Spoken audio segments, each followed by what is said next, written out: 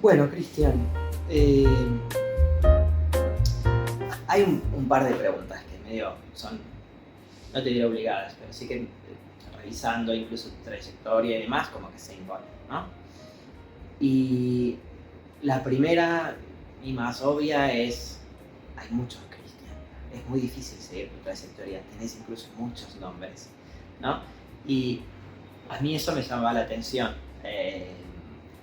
porque son además de perfiles muy distintos. Y a mí me gustaría que vos me comentaras qué de esos perfiles entra. Estamos acá en el IECH, esto es como el ámbito académico, ¿no? El ámbito más académico que uno se puede imaginar en el territorio de las humanidades. Sin embargo, vos eso, tenés otra actividad, muchas otras, como escritor, como poeta, como performer, ¿no? Como agente cultural, en definitiva. Y entonces, bueno, quería ver cómo funcionaba esa relación, en qué puntos se encuentran, se separan, te pones Bueno, una remera, te sacas otra, ¿cómo haces? exacto, sí. En realidad yo creo que tiene que ver con cómo funciono yo con esto que hacemos, que es, bueno, acá en el caso del Liech es investigar, pero yo lo pienso como forma de escritura o una forma más de escritura. Y eso tiene varias aristas. En principio, a mí algo que me viene preocupando y que me viene interesando como mucho es pensar en la escritura como una potencialidad abierta, absoluta e inclausurada.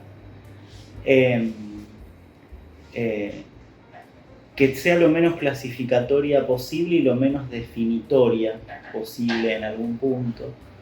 Pero responde a cómo yo también me relaciono con eso, que es la escritura, la lectura y demás. Yo soy disperso. Y trabajo con una metodología de la dispersión en algún punto, ¿no? Digamos, eso que decís vos, bueno, sí, investigación, crítica literaria, pero también performer en algunos momentos, en otros momentos escribo poesía, en otros narrativa, en otros cosas que no sé qué son. Eh, eh, digamos, me gusta trabajar con la dispersión en algún punto, me siento cómodo y eso potencia mi deseo al mismo tiempo, ¿no? Es como que de esa manera me divierto trabajando con la escritura. Y responde a eso un poco.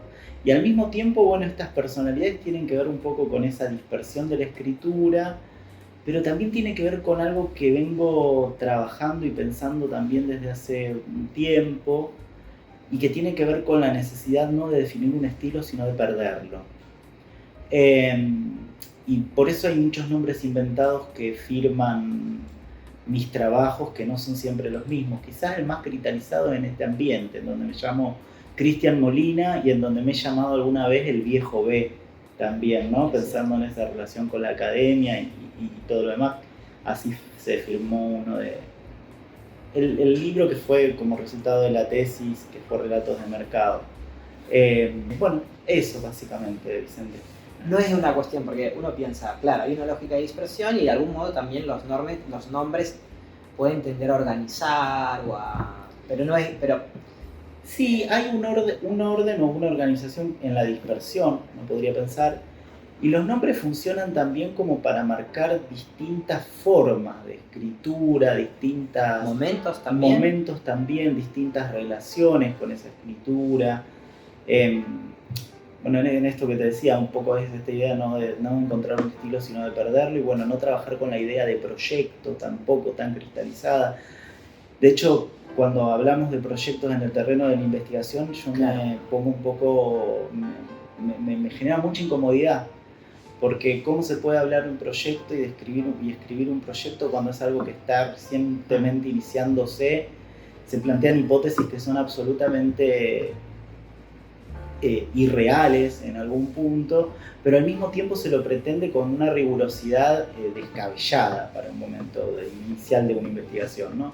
Entonces esa idea de proyecto a mí me parece como una idea que a mí no me termina de cerrar y con la que me siento incómodo muchas veces, porque me parece que además en esos momentos iniciales de una investigación es una idea un poco castradora, porque después la investigación se puede ir para cualquier lado una vez que uno empieza a meterse más en el tema, a investigar, a leer, digamos, y el proyecto inicial a veces puede quedar como en un pasado muy remoto, para decirlo de una manera medio arqueológica, uno Claro. se sorprende, es casi una ruina a veces. Exactamente, un fantasma ahí que no sabemos ya qué es. Más que proyectos, a lo mejor habría que pensarlo en términos de hallazgos.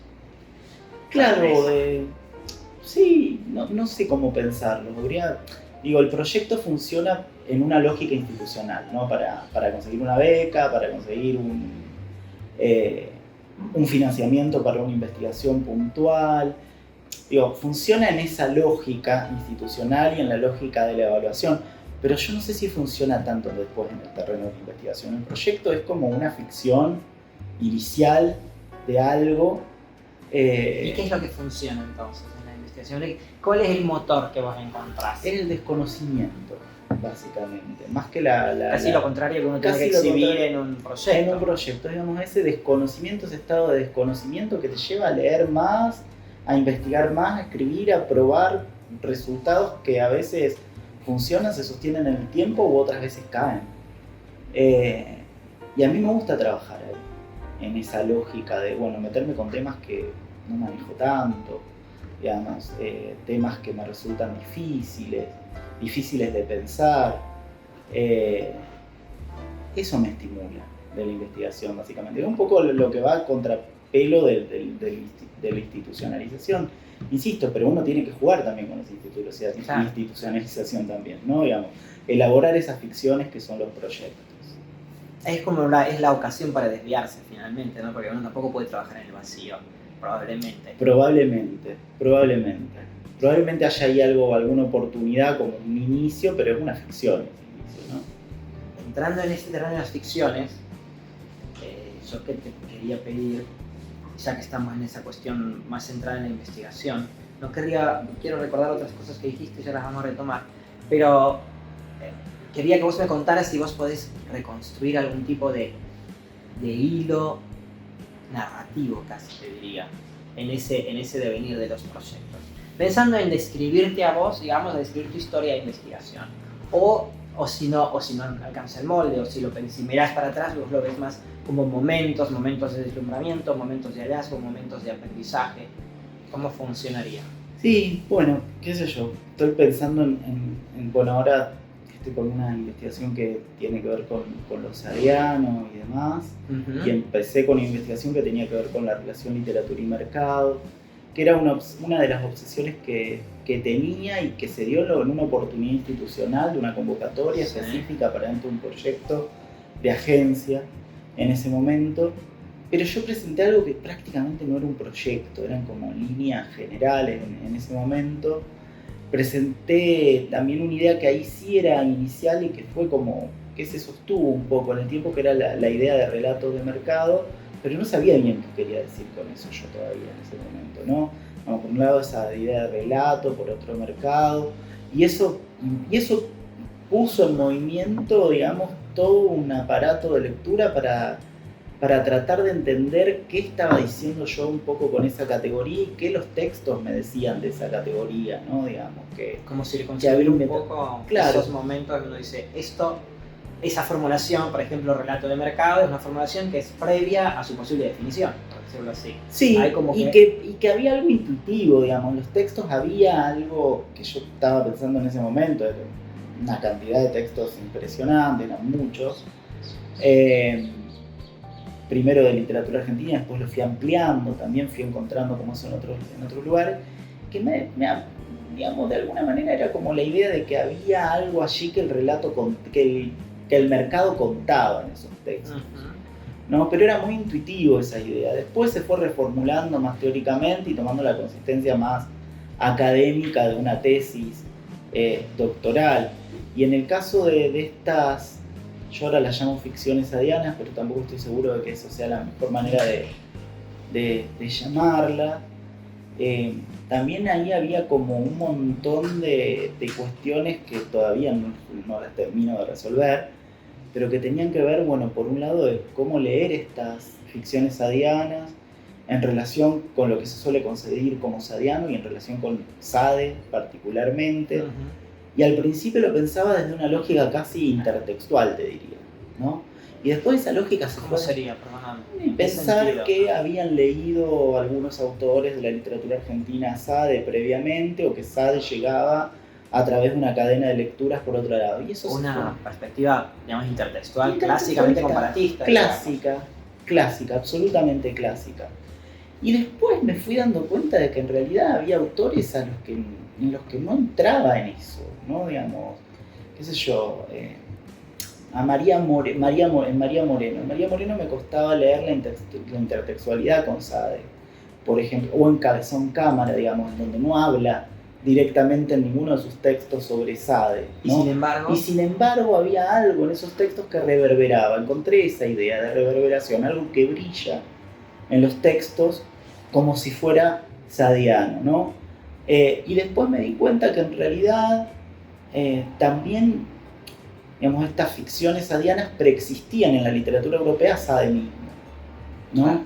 Digamos, y entonces ahí se desbarató esa idea de la intertextualidad y de la lectura. Había autores que sí habían leído a Sade, Pizarnik, por ejemplo, o la Iseca, uno podría pensar ahí, pero había otros en los que Sade les llegaba por otro lado y que tenía que ver con esta configuración de lo sadiano como una imaginación transtemporal, ¿no?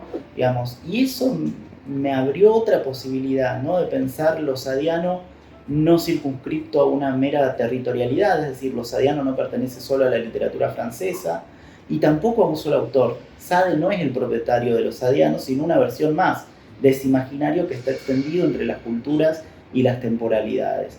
Y encontré otro modo de leer ahí, que no tiene que ver con lo intertextual y que me lleva a otras cuestiones, ¿no? A cuestiones más culturales, más históricas, más temporales. ¿Entra ahí la noción de discurso o no estaríamos pensando en esos términos? No estoy tanto pensando solamente en lo sadiano como un discurso, sino como algo que también que está como que supone un hacer, una práctica, ¿no? Digamos, una articulación en todo caso entre el discurso y las prácticas, ¿no? Pero que tiene que ver con una sede en lo imaginario, digamos, hay una imaginación potencial que habilita que en todo tiempo, en cualquier cultura, se pueda advenir eso que se llama, o reverberar eso que se llama sadiano. Y eso es lo que me interesa en este momento como pensar, porque además deconstruye las lecturas coloniales entre las literaturas comparadas, ¿no? Pensar que hay literaturas de las que se toman tópicos y después se reescriben en otras o se usan esos tópicos. Acá no pasa eso. Digamos, fue como desbaratar un poco también esa lógica que era una lógica de leer. Y ahora estoy como recontra entusiasmado con ver cómo seguir leyendo desde ahí. Bueno, vos me marcaste 2 episodios, yo voy a dibujar la línea, me atrevo, porque evidentemente ahí uno ve esa línea en el siguiente sentido, empezar con una lógica de mercado, de relatos de mercado, y que se habla finalmente de la circulación, ¿no? De cómo circulan los textos, qué valores se les imprimen para que estos textos circulen y demás. Y por otro lado, llegamos casi, digamos, sin solución de continuidad a lo que clásicamente se puede llamar la crisis de la literatura comparada, ¿no? La literatura comparada y su crisis que siempre va cuesta, digamos que ahí sí hay como una línea. Y en relación a eso, yo sé que vos promueves incluso dentro del instituto esta noción de otras literaturas.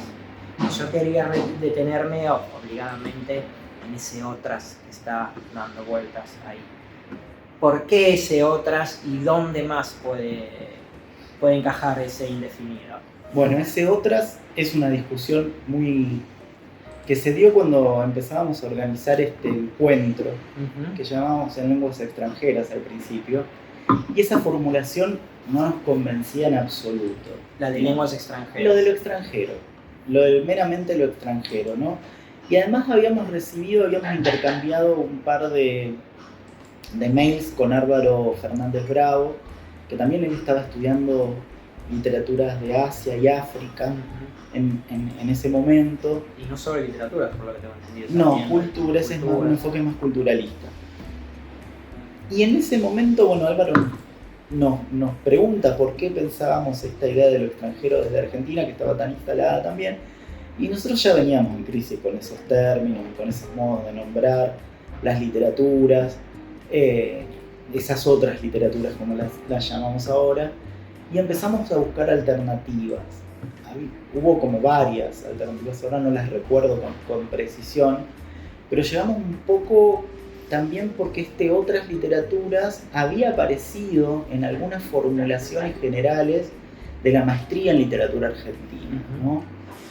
Pero no estaba tampoco ni desarrollado ni especificado. Pero sí lo que nos interesaba de esas otras literaturas era esa idea, por un lado, de otredad,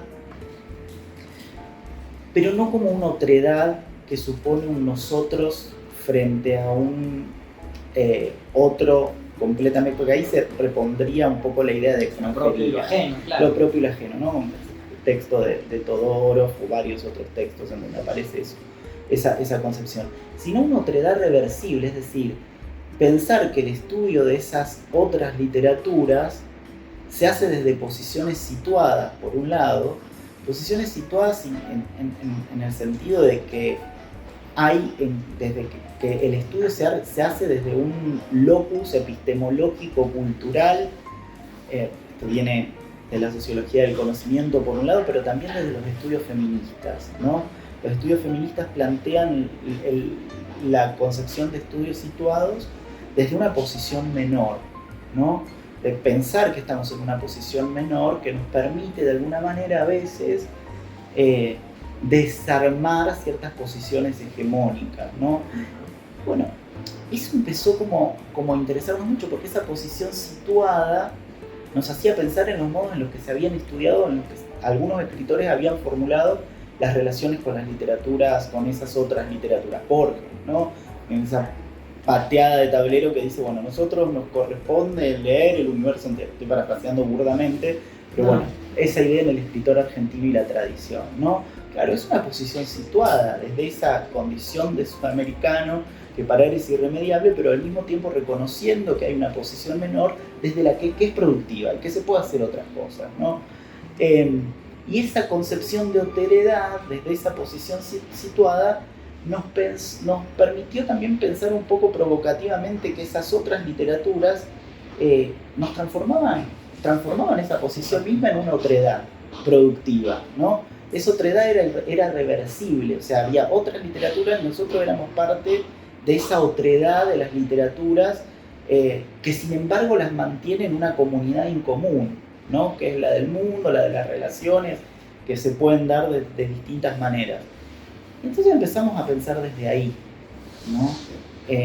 Bueno, esto fue formulación para trabajar en el centro de estudio, después en la línea de investigación del IECH y en algunos proyectos que ahora estamos empezando a desarrollar también desde el centro de estudio de otras literaturas.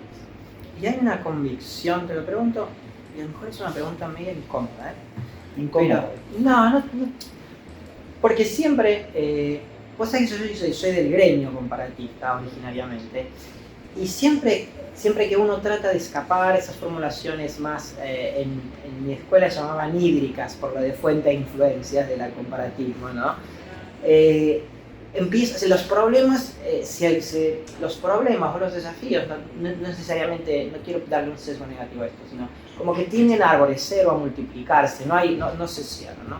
Y uno piensa, claro, esta posición de otras es muy potente, ¿no? Es decir, efectivamente no hay saber que no sea otro, no hay agente de saber que no esté situado, eso evidentemente es como un hacerse cargo de algo que estaba y era como el elefante en la habitación. Pero a la vez la idea de otras literaturas también me remite a la posibilidad de pensar un límite en la literatura. ¿Cuál otra va a ser para que pueda seguir siendo literatura? Pensando digamos, mismamente en tu vinculación con las artes performáticas, ¿no? Y la pregunta venía al hilo de pensar, ¿hay una convicción, digamos, como un último? Lo que me interesa es finalmente la práctica escrituraria, o ¿hay un límite ahí o no es la idea? No, mira, porque nuestra idea también es trabajar con la inter y la transdisciplinaridad también, ¿no? Digamos, en el centro. Sí tenemos una formación que es más literaria, pero por formación profesional y de formación profesional. Pero nuestras convocatorias han trabajado, pensando en los encuentros anteriores, cruces entre literatura y filosofía, literatura y artes visuales, ha habido hasta problemáticas relativas al cine en relación con las literaturas, o no, digamos. Nuestra idea no es que nos interese solo la literatura, pero sí tenemos una formación que es mayormente literaria y la mayoría de los miembros por ahora del, O sea, es del parte de la centro situación, es por parte de la decirlo así, ¿no? De situación. lo situado, Sí, digamos, no más que exactamente. eso, es justamente lo situado. Yo Exactamente. soy profesor de letras, digamos, o doctor en letras, o tengo esa formación, y no voy a... Sí, pero al mismo tiempo no nos limita, sino que nos habilita a entrar en contacto. Estoy pensando en que estuvo en una de las actividades del centro de estudio, por ejemplo, Pernia, que es docente de historia y que trabaja con Caribe. Y bueno, las problemáticas del Caribe, entre el encuentro de culturas y todo lo demás, son sumamente interesantes para pensar justamente esas relaciones entre literaturas, ¿no? Digamos, no porque nos vayamos a dedicar al Caribe, pero sí nos interesaba, bueno, tener esa perspectiva de qué pasaba en esa zona del Caribe donde había habido esas relaciones entre culturas y donde siguen siendo relaciones muy marcadas con otras lenguas que no es el español y que suponen otras dificultades, pero al mismo tiempo para pensar un poco lo que hacemos. Y entonces ahí entramos en contacto con Pernia, que fue quien nos trajo toda una perspectiva histórica sobre la situación del Caribe y todo lo demás, y también con algunos estudiantes de algunas perspectivas desde el punto de vista de la filosofía. Tuvimos un trabajo sobre el ateísmo en Sade, ¿no? Bueno, los sadianos ya es un específico en sí mismo porque no es solo literatura, claro. Por otro lado. Pero digo, estamos como, sí, trabajando mucho desde la literatura, pero en esa zona de borde bastante difusa, abiertos a pensar a otras relaciones con las disciplinas. Se me ocurre, claro. ¿no? Es el principio del hilo. Es un camino que estamos también iniciando, te diría, porque digamos, hasta acá llegamos a esta formulación de estudios situados de otras literaturas, que la estamos trabajando y la estamos redondeando, que es como bastante reciente, pero que también implica, bueno, empezar a pensar esas otras relaciones también, ¿no? Y es cierto que se va abriendo. Cuando uno empieza ahí, empieza como abrir, ¿viste? Sí. Esa cosa arborescente es esto, pero también uno tiene que pensar en esas en las temporalidades que se dan, en las relaciones entre esas literaturas, cómo pensar esas temporalidades. Entonces ahí entra la categoría de tiempo. Bueno, ¿no? Digo, se van abriendo los problemas. Y eso es interesante justamente por esto que hablábamos al principio, ¿no? Es esa apertura que promueve cierto desconocimiento, cierta zona ciega en donde uno va tanteando y metiéndose y viendo qué pasa ahí, claro. Pero sin certeza definitiva, ¿no? Sí, ese es como uno de los... No sé cómo llamarlo, porque uno pensaría condena, pero a la vez una bendición, esa cosa ambigua que tiene el comparatismo, ¿no? El comparatista siempre está obligado a ser ignorante porque no puede saberlo todo, digamos. Su campo lo supera y siempre lo va a superar, juega con esa condición. Y después también, bueno, está toda esa discusión del fin del comparatismo que se dio a partir de la idea de literatura mundial, de ese retorno de la literatura mundial a comienzos de la década del 2000, ¿no? En donde, bueno, Moretti ahí un poco cuestiona que el comparatismo nunca terminó de definir su objeto, ni nunca pudo dar cuenta de todas las relaciones universales entre las literaturas, porque a lo sumo podía estudiar una o dos literaturas y quedarse ahí. Entonces plantea la idea de que las humanidades digitales vienen a solucionar un problema de comparatismo, etcétera, etcétera, etcétera. Y la verdad es que tampoco la literatura mundial puede solucionarlo todo, quiero decir. Hay un montón de problemáticas que empezaron a surgir ahí, fundamentalmente si la idea de literatura mundial es una, ¿no? Porque, bueno, esto lo plantea Mariano Siskin en su libro Deseos Cosmopolitas, en la introducción, ¿no? Cómo en Latinoamérica se generó una idea de mundo y una idea particular de literatura mundial que no necesariamente es la de Estados Unidos, ni la de Moretti, ni la de Europa, ¿no? Y, bueno, es como si se cambian los objetos, ahí también cambia la idea de literatura mundial, porque Moretti trabaja con la novela, pero una cosa es trabajar con la novela y ver qué pasa a nivel mundial con la novela, y otra cosa es trabajar con la poesía y ver qué pasa con la poesía a nivel mundial. Y se dan otras cosas. Incluso con otros géneros no tan establecidos. No, ni siquiera, bueno, ahí estamos hablando de literatura. Ahí todavía, ¿no? Claro. Si pensamos en otras prácticas culturales, el cine, las series, etcétera, bueno, se dan otras cosas. Las relaciones entre la serie y la literatura es algo que me fascina mucho, por ejemplo, y que vengo explorando ya hace algunos años, ¿no? Cómo aparece cómo aparecen de golpe en las series problemáticas borgianas, y aparece Borges citado en varias series, ¿no? De estos circuitos hegemónicos. Obvio, y en Lost. Eso me interesa como mucho que está pasando con las series y cómo se apela a la literatura como para poner en valor un género y al mismo tiempo, ¿quién es el que habla de una ficción cuántica, llama la serie? Porque es como algo que está en todos lados y que, eso me interesa mucho, pero digo, son problemas que se van abriendo. Una cosa que me quedó pendiente, pero conocer mejor el derrotero institucional de ese membrete de otras literaturas. Es decir, ¿qué encuentros, cuántos encuentros, qué pasa con la línea? ¿Cómo fue? Esto empieza ya por el 2017 más o menos. Veníamos trabajando, el derrotero institucional es otro en realidad, veníamos trabajando en un centro de estudios de literatura francesa y francófona, y de repente nos empezamos a dar cuenta que sí, teníamos objetos relacionados con la literatura francesa y francófona, todos los integrantes, pero casi todos teníamos una perspectiva que iba hacia una relación con otra literatura, o hacia algo comparado, de diferentes maneras.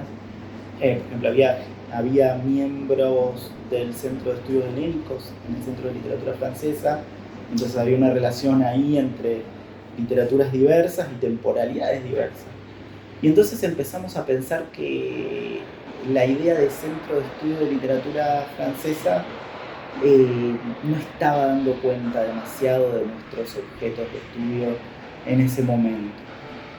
Y ahí empezamos a definir un poco también qué enfoque queríamos darle y qué nombre queríamos darle al centro primero, y surge el encuentro en el medio. En el encuentro encontramos el nombre, ¿no?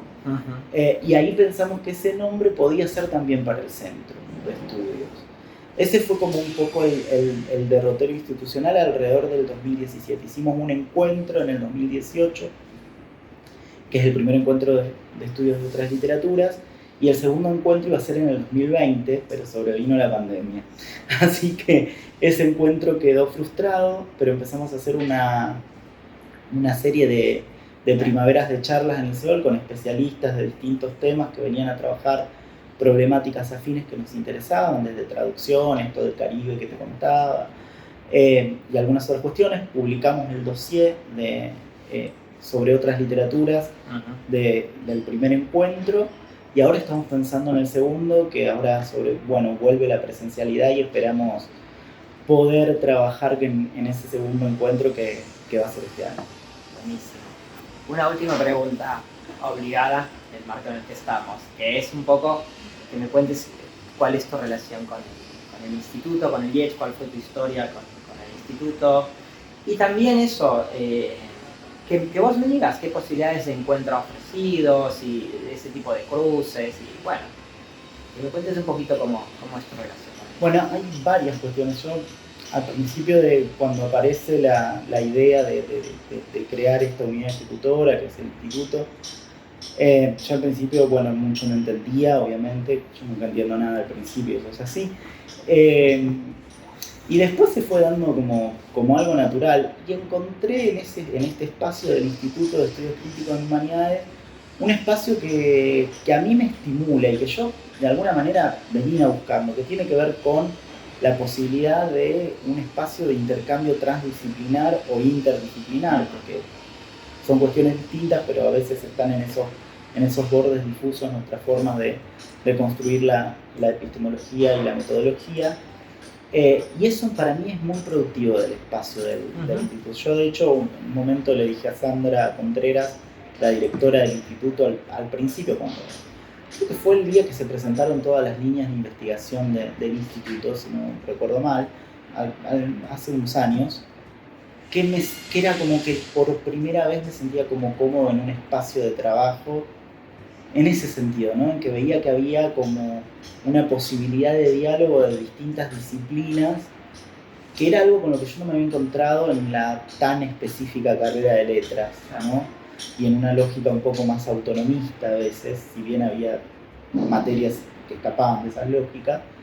Pero para mí el instituto fue eso, en principio, fue como poder entrar y participar de esa lógica más inter o transdisciplinar y una lógica de diálogo y de encuentro con esas otras disciplinas.